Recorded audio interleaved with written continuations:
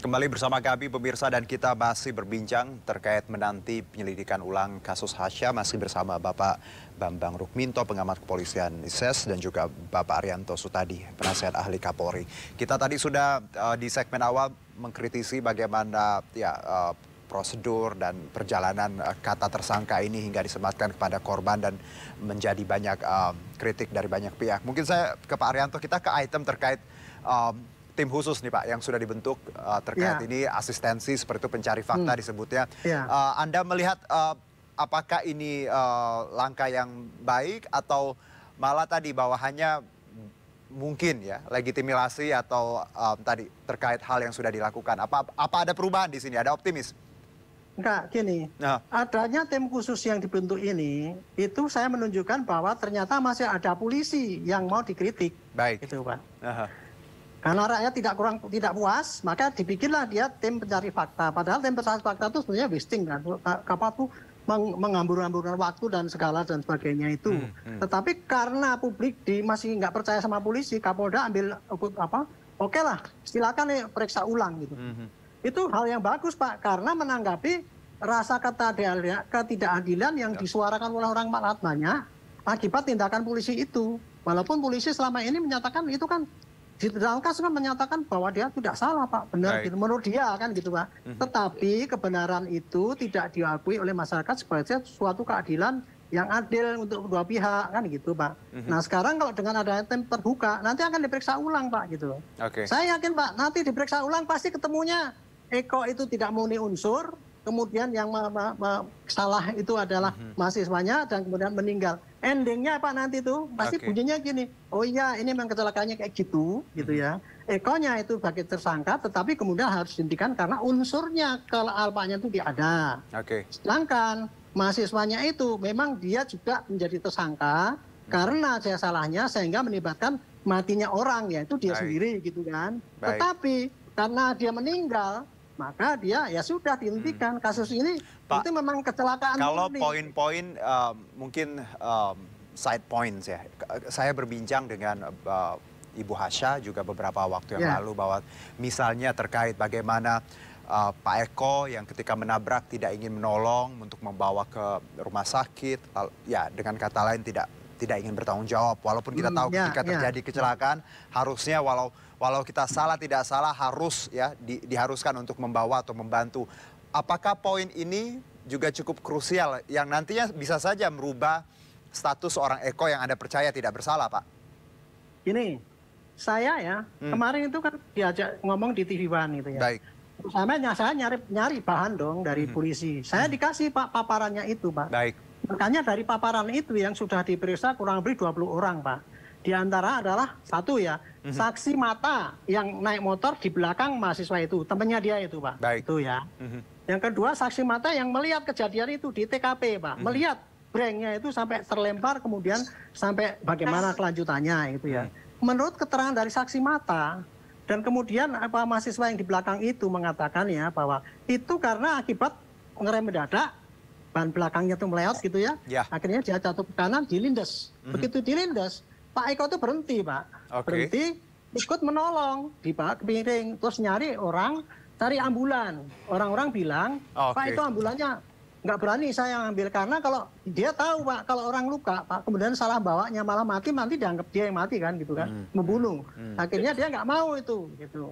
Jadi dia Pak ya, kalau menurut Undang-Undang Lalu Lintas, di pasal 231 itu Pak, seorang yang mengalami kecelakaan lalu lintas itu kewajibannya minimal itu ada 3 Pak. 1 berhenti, 2 menolong, ketiga melaporkan. Itu sudah dikerjakan oleh Pak Eko Pak, menurut keterangan yang saya baca di dalam gelar itu Pak. Ini sayangnya kan ini nggak pernah diekspos Pak.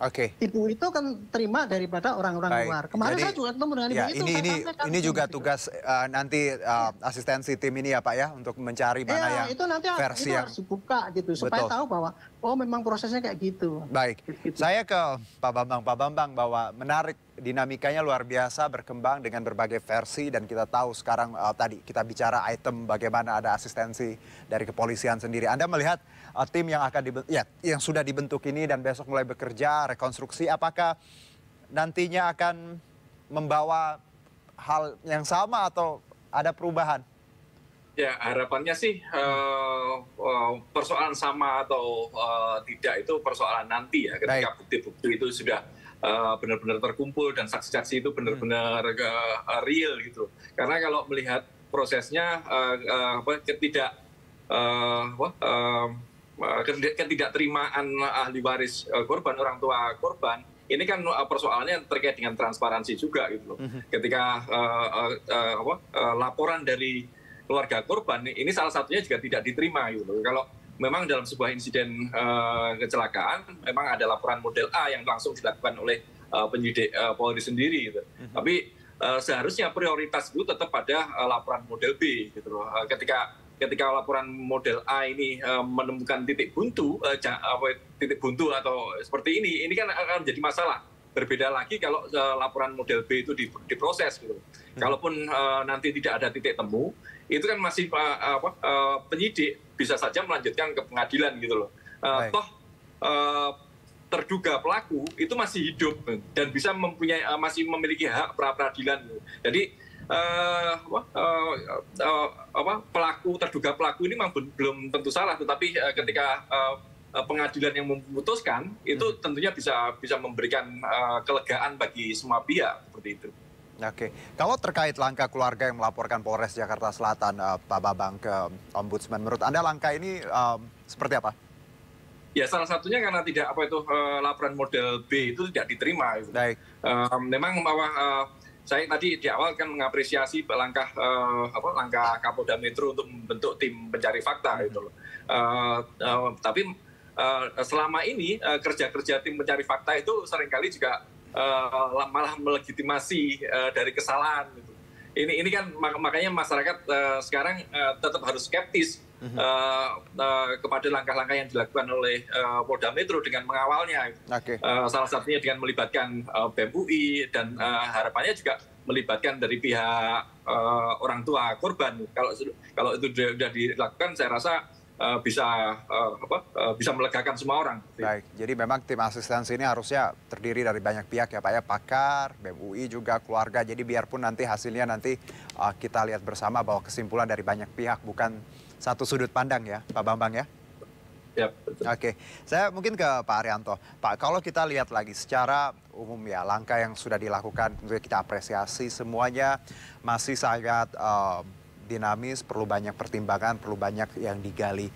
Tapi di luar itu Pak Arianto, publik tentunya melihat ini sedikit berbeda ya, ketika kita tahu ada banyak rasa ketidakadilan yang kadang dikaitkan dengan kepolisian. Contoh saja Pak Arianto, ketika kasus ini dibandingkan dengan beberapa kasus tabrakan seperti itu ya, sopir truk, sopir Transjakarta, ya ada korban meninggal, lalu mereka yang menabrak ini dijadikan tersangka. Walaupun dalam banyak urutan mereka sering dianggap tadi, bukan mereka yang lalai. Karena seperti contoh, sopir truk yang menabrak anak yang menghadang truk itu karena untuk membuat konten. Bagaimana Anda menjawab keraguan publik, kok beda posisi, beda status ya di hukum? Bagaimana Pak Arianto? Begini ya Pak ya, sekarang ini yang terjadi kan ya, image daripada publik itu sekarang ya, karena medsos yang kuat itu, dan yang kemudian karena tingkah laku yang dilakukan oleh aparat, yang dia tidak mau melihat, menghargai bagaimana kekuatan medsos gitu ya. Sehingga tidak berubah dia pemikirannya itu. Dipikirnya bahwa apa yang dikerjakan itu adalah kalau saya penegak hukum, saya sudah melakukan dengan profesional, itu sudah benar kan gitu kan. Tapi kan publik kan membaca dari luar, dari contoh-contoh yang terjadi Pak ya. Dan di dalam dunia lalu lintas itu Pak, sejak saya dulu Barada sampai jenderal itu Pak ya, itu kalau yang ada tabrakan itu Pak, otomatis siapa yang nabrak pasti ditahan dulu Pak itu. Nggak tahu itu salah atau benar, pokoknya harus ditahan dulu. Juga demikian Pak, orang yang nabrak, kemudian yang mengakibatkan mati itu pasti jadikan tersangka. Saya dulu pernah nangani polisi yang nabrak, nggak pakai SIM, kemudian nabrak angkot yang lagi ngetem, jedat mati, polisinya nggak punya SIM, STNK-nya tidak ada, angkotnya itu langsung jadi tersangka. Saya periksa waktu itu Pak, angkotnya saya tahan, kemudian saya keluarkan Pak, saya tidak keluarkan, tidak saya proses, karena saya anggap itu salahnya polisi itu sendiri kan. Itu dulu Pak itu, tapi itu apa Pak, saya dimaki sama pimpinan saya Pak, kamu goblok kamu udah kayak gini kok. Saya bilang, Pak, saya itu lihat siapa yang salah, ini nggak ada unsur salahnya kok.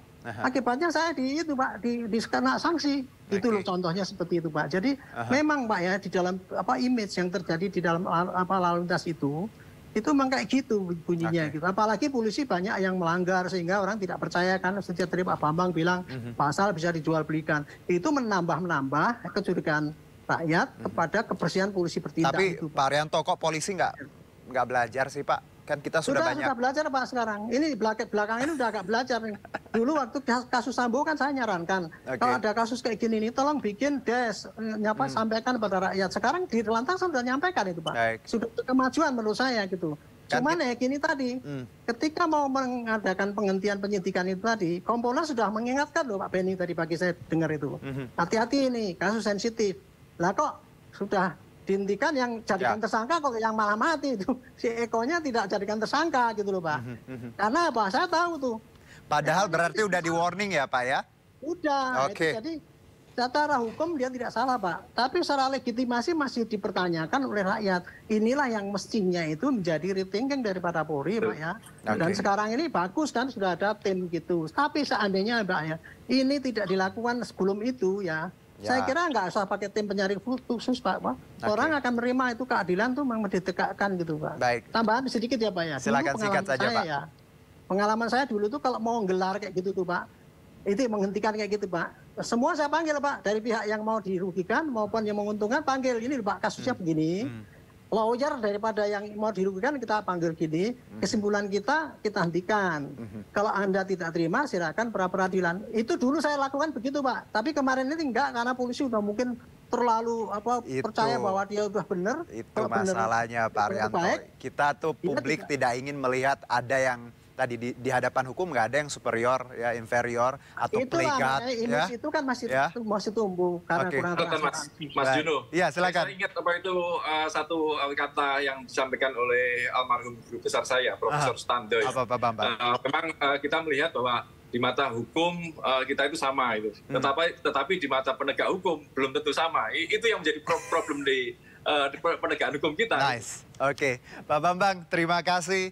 Pak Arianto, kita tentunya sangat mencintai Polri ya, tentunya untuk ya tadi mungkin beberapa oknum, tapi the whole thing saya harap Polri tetap menjaga integritasnya ya, karena dengan begitu kita publik juga akan kembali membangun trust untuk kepolisian di Republik Indonesia ini. Dan terima kasih atas insight-nya, kita kawal bersama kasus ini, semoga nanti keadilan menemukan jalannya dan saya yakin pasti yang terbaik untuk semua pihak. Terima kasih Pak Arianto Sutadi dan juga Pak Bambang Rukminto. Selamat beraktivitas kembali. Terima kasih sama-sama. Assalamualaikum. Waalaikumsalam. Kami akan jeda terlebih dahulu, tetap bersama kami di MNC News Now.